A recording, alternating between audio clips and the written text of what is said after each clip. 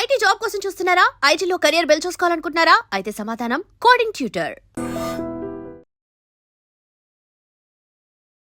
నమస్కారం, welcome to I dream. ధర్మ మార్గం విత్ విజిత కార్యక్రమానికి స్వాగతం.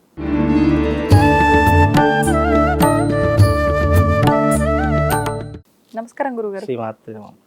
గురుగారు, కార్తీక మాసంలో మనకు క్షీరాబ్ది ద్వాదశి రాబోతుంది. ఆ రోజున విష్ణుమూర్తికి ప్రీతికరము, ఆ రోజున స్వామివారి ఆరాధనతో పాటు తులసి దామోదరుల కళ్యాణం కూడా చేస్తూ ఉంటారు. ఇది నిజంగా అంటే అందరూ ఆచరించాల్సిన కళ్యాణమా, లేదు అంటే అది కూడా మళ్ళీ దీపావళి నోముల్లాగా వంతన ఉన్న వాళ్ళే ఆచరించాల్సిన విధానమా? ఒకసారి దాని గురించి. చాలా మంచి ప్రశ్న అండి, తప్పకుండా తెలియజేస్తారు. ముందుగా వీక్షిస్తున్నటువంటి ప్రేక్షకులందరికీ శ్రీమాత్రే నమః, శ్రీ గురుభ్యో నమః. యత్ర యోగేశ్వర కృష్ణో యత్ర పార్థో ధనుద్ధరః తత్ర శ్రీర్విజయోర్భూతి ధ్రువాణి తిరుమతిర్మమ. మనకు తులసి కళ్యాణం అనేటటువంటిది చారిత్రకమైనటువంటి ఒక కథ సారాంశంలో ఉంది. అదేమిటి అని అంటే కనుక, క్షీరసాగర మథనం జరిగినప్పుడు లక్ష్మీదేవి ఉద్భవించింది. లక్ష్మీదేవితో పాటు లక్ష్మీదేవి సోదరి అయినటువంటి తులసీదేవి కూడా ఉద్భవించింది. తులసీదేవి విష్ణుమూర్తిని భర్తగా స్వీకరించాలి అని కోరుకుంది. కానీ అప్పటికే లక్ష్మీదేవి సమేతుడైనటువంటి విష్ణుమూర్తికి ఆప్షన్ లేదు, అవకాశం లేదు. కాబట్టి భార్య అన్నదానికి అర్థం ఏంటి అంటే, విష్ణుమూర్తి చెప్పినటువంటి స్కాంద పురాణంలో భార్య అంటే ఎప్పుడూ భర్త సాన్నిధ్యంలో ఉండేటటువంటిదే భార్య అని అర్థం. కాబట్టి తులసి కోరుకున్నటువంటి విధానము భర్త సాన్నిధ్యంలో ఉండాలి అని అర్థం. కాబట్టి దానికి విష్ణుమూర్తి ఏం చేశాడు అని అంటే గనక, నువ్వు ఎల్లప్పుడూ నా చెంతనే ఉంటావు, నువ్వు ఎప్పుడూ కూడా నా చెంతనే ఉండి నన్ను సేవిస్తావు అని చెప్పేసి విష్ణుమూర్తి వరం ఇచ్చాడు.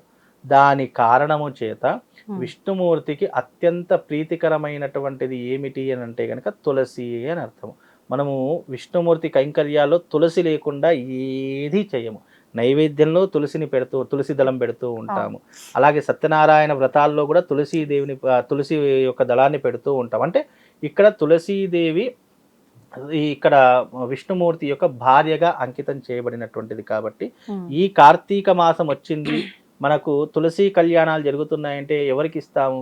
కృష్ణుడికి. దామోదరుడు అంటే ఎవరు? శ్రీకృష్ణుడు. శ్రీకృష్ణుడికి తులసీదేవికి చేసేటటువంటి వివాహమే దామోదర కళ్యాణము అని అర్థం.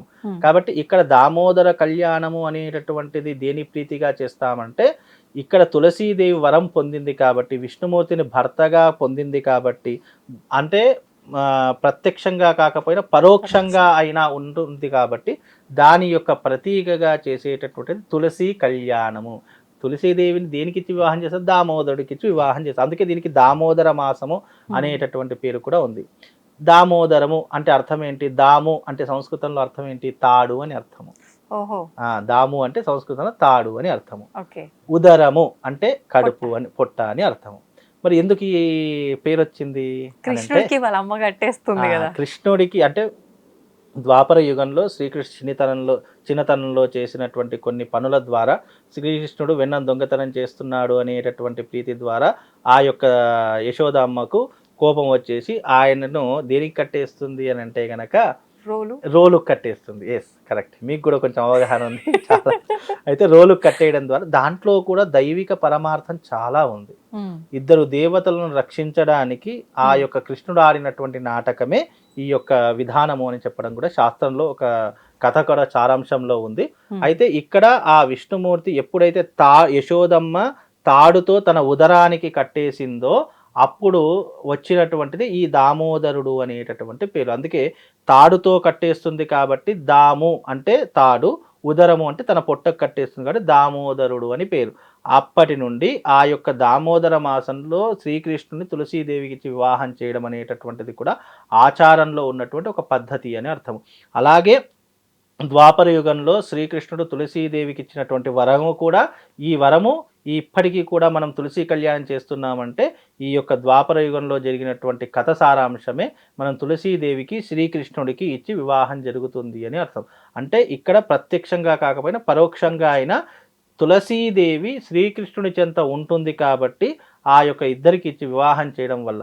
ఎందుకు వివాహం చేయాలి అంటే గనక, ఆ వివాహ సమయంలో ఎవరికైతే వివాహం కావట్లేదో, ఎవరికైతే జీవితంలో సుఖ సౌఖ్యాలు లేవో, ఎవరికైతే సౌమంగళ్య తత్వం కావాలో వాళ్ళందరూ ఆచరించేటటువంటి విధానం. అందుకే శ్రీకృష్ణుడు దామోదరుడు చెప్తాడు, ఎవరైతే కార్తీక మాసంలో నిన్ను ఆరాధించి నెల రోజుల పాటు సేవిస్తారు, కార్తీక మాసంలో తప్పకుండా నెల రోజుల పాటు ఆరాధించవలసినది తులసి కోట.